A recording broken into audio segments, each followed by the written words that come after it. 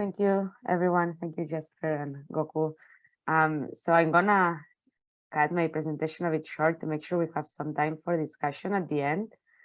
So I'm bringing us back a bit to what Mike was saying. So we thought it would be nice to close up this workshop with a bit more of real applications of what we are developing to actual more scientific problems, or how can people that actually is not a programmer use our models if they have been well developed, maintained, tested, evaluated, etc.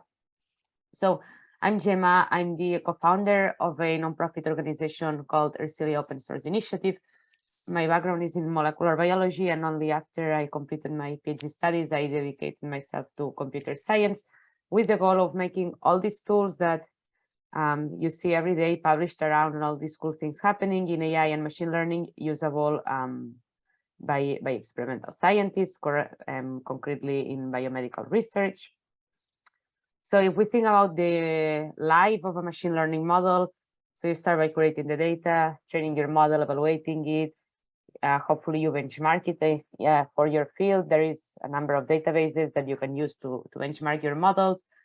For example, in my particular area, which is drug discovery, we use Therapeutic Data Commons or MoleculeNet. And then finally, you end up sharing your model.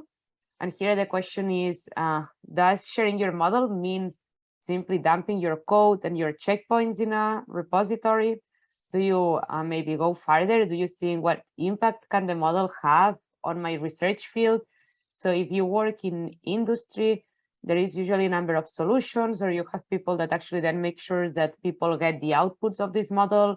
When you are working in more academic settings, that is very difficult. So you publish your papers and basically nothing else happens, not much else. And we have some numbers. I just pulled this quickly from the literature. If you look, there are many more. So in one study earlier this year from the Harvard Dataverse, where they keep all the code developed at Harvard, or most of it, they found that 74% of R files in this repository failed to complete without errors at the first execution. So that's almost all of them are not maintained, or they were not designed appropriately, or they were not really tested, and now they don't work anymore. If we think about applied to biomedical research, omics tools, so omics referring to all this analysis of big data on proteins, genomes, etc. Many times the scientists or the developers, they offer like web links where you can actually interact with these tools, which is great. But many of them stop working after not that long. So these things stop being maintained, then the code is lost somewhere there and no one is actually using it.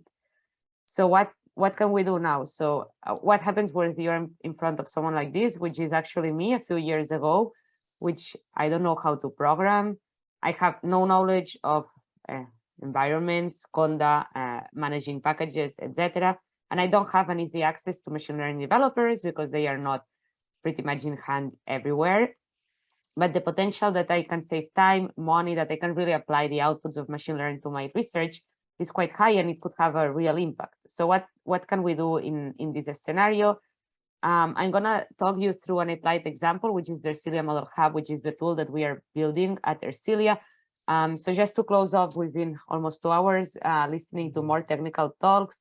So let me take you through a bit more of a mission-driven talk. So our goal is to provide ready-to-use machine learning for scientists working in drug discovery. So basically, all the things that happen inside building a machine learning model, all the steps that we have just gone through in the rest of the talks, usually stop here when you have validated your model, hopefully with not only your test data, but also external data. You made sure that it can be applied to different types of data sets, etc., what Valeria was explaining. So you get here, so now what? In many cases, this is where machine learning development ends. What we are trying to do at Ersilia is to add this extra layer, which we call the deployment layer, so that a scientist or someone that is not a machine learning developer doesn't need to see anything that is going on inside here, but can simply come with a question, for example, a new molecule, select the model relevant to his or her research, input this molecule and directly get the output.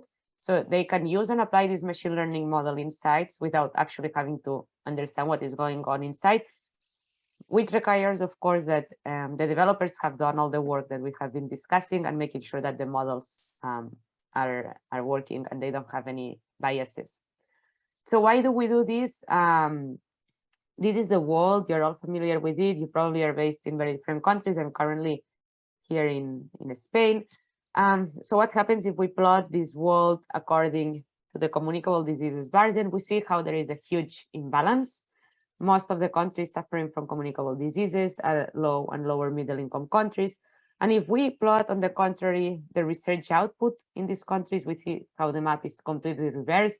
Those countries are the ones producing less research, which leads directly to a big imbalance. So these countries produce very little research. They are very affected by communicable, by infectious diseases. But basically, these diseases are not very much researched because they are not affecting people that is actually doing most of the research. Yes, only 15% of drugs that are being developed in the world, and this number increased after COVID, I can assure you that, are actually targeting infections. So this is a bit to put context to all these machine learning models, to why we do all this work, and to why it's important to actually take on all these steps and make sure that your models work, because eventually you can really apply them to real case scenarios, to real situations where you can help improve someone's life, find a new drug, or in the case of Mike, identify new galaxies and stars, advance the astrology. So basically, machine learning can bridge the gap in all these fields that are resource constrained, that are not really that researched by many institutions in the global north. So just to understand what I will be talking about, what can we do? If we have a new drug candidate, for example, I'm a researcher working in malaria, so I want to know if this new drug candidate will have anti-malarial potential, will be able to be synthesized this in the lab. I can even predict the price it will have, whether it will be soluble in water, meaning that you can take it orally, you don't have to inject it, which is very important for making sure that it can be used, that it won't cause important secondary effects such as cardiac arrest, that is not toxic in general, etc., etc. So you have all these questions, but you don't have really money to test them in the lab because these are very expensive experiments. So basically, you can use all these bunch of models, and if you hopefully get nice activities in these models, so these are predicted active, these ones are predicted inactive, you can think that you are in front of a good drug candidate.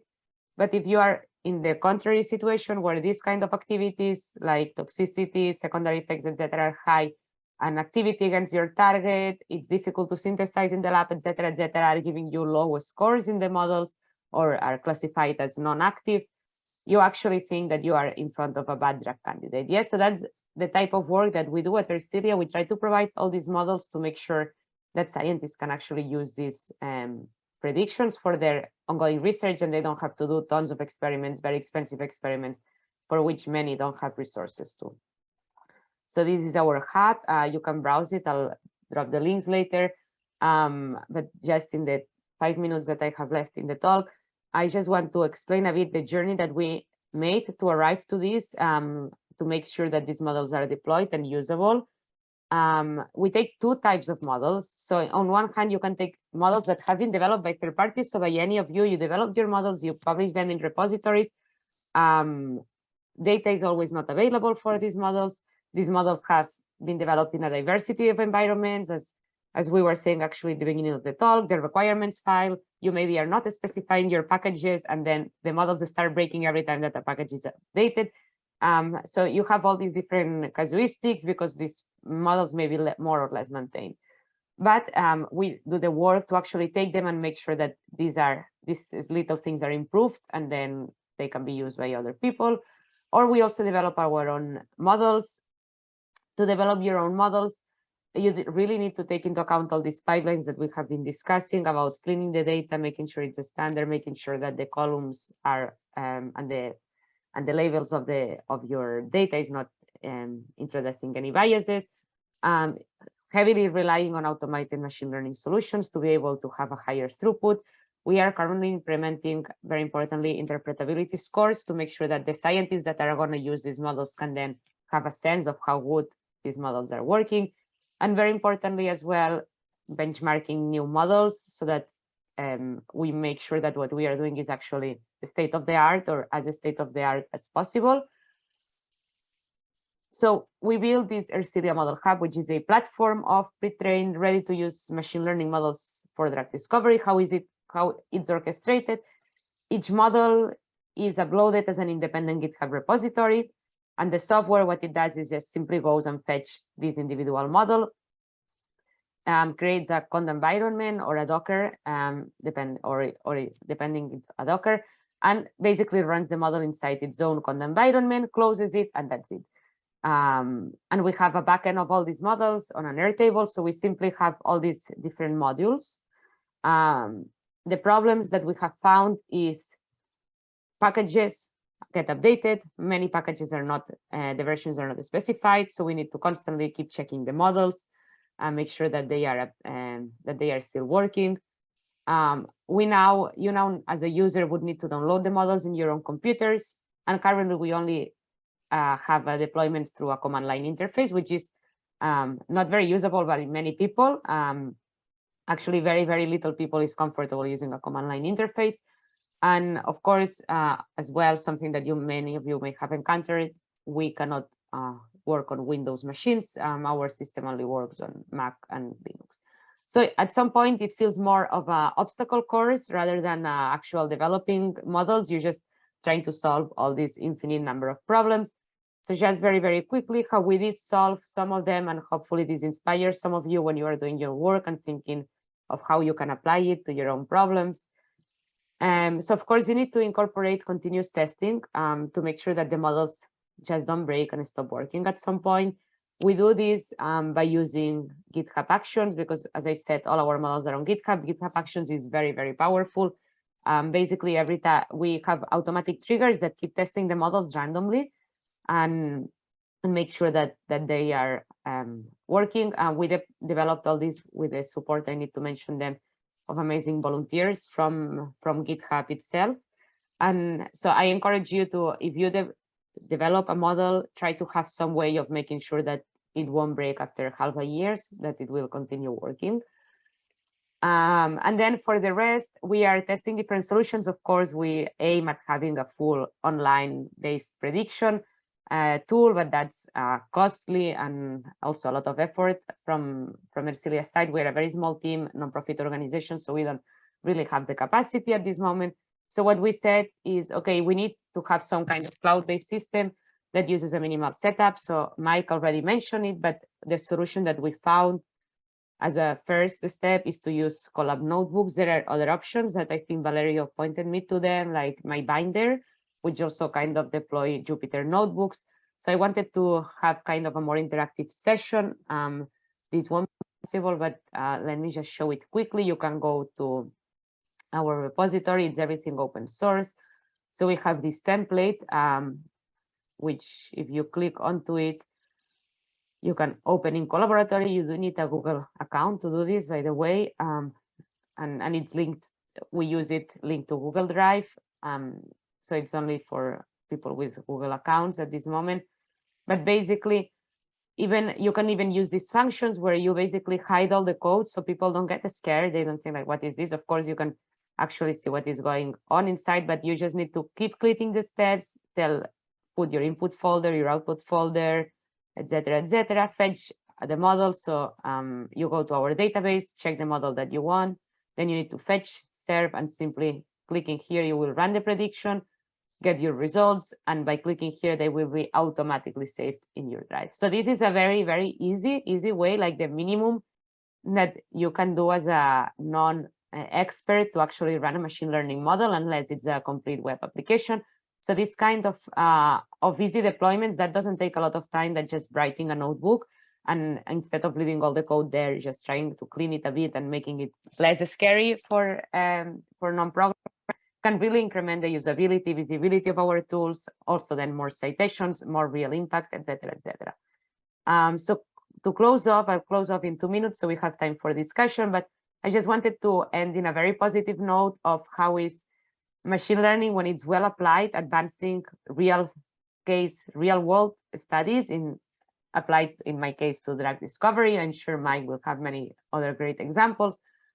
But basically, we collaborate with organizations based in low and middle income countries, and we provide support to research projects that are already ongoing. So there is this small center called the H3 Center in South Africa, where they are working in malaria and tuberculosis. They have over 7,000 molecules for which they have experimental data on. That's actually a big data set in scientific terms, though not in machine learning terms. But they don't have anyone that actually is able to do data science, and it's difficult to recruit this kind of expertise in academia, and even more so in low-income countries. So we developed this automated machine learning pipeline. We benchmarked it in Therapeutic Data Commons. It's not online yet, so you'll need to wait for the benchmark to be online. And basically, we generated a virtual screening cascade where each one of the experiments they do in the laboratory, we translate it into a machine learning model. So it looks something like this. They have all these different, I'm not going to go into the scientific details, but all these different kinds of models, more advanced in the drug discovery cascade. So you have all your molecules, you test them. If they are good, you progress them, right, to get like better and better drugs. So now scientists can simply come with their molecule and run these models before they actually do an experiment and just discard the molecules that are not going to be good or probably not good. And this gives really a lot of saving in time, in terms of time and money to the scientists. Maybe, as we saw today, areas under the curve may not be the best way to show the models, but this is just a summary of the models that we have developed. They all have quite very good performances. These are all automated out of the box, so we don't do any specific to each data set. So for an automated performance, an automated model, this is actually quite a good performance. And because it's automated and we have trained people there on how to use it, they can update models when new data comes in, which is also very interesting for them.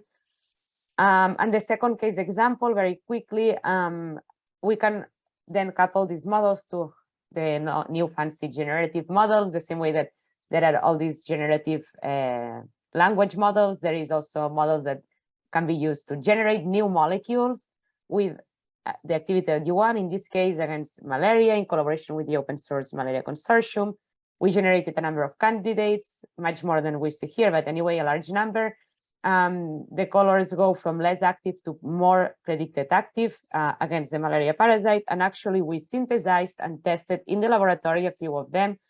And actually those with green numbers here are active, are real actives, are killing malaria parasites in vitro in the laboratories. This is an excellent hit rate because typically virtual screening cascades on new libraries have a hit rate of 1 or 2%. Here we took 8 molecules, 4 of them are good, so that's a 50% rate. So I rushed through a bit, but I wanted to give enough time for discussion.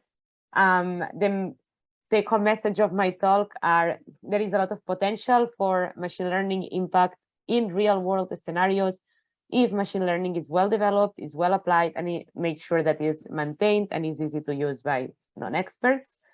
And yeah, if you're interested in our small initiative, you can check it out on the website or just write to me directly. Thank you. That was incredible. I like that you casually just showed that you found bioactive like drugs against the biggest killer in the world, essentially. Like that's incredible. Well,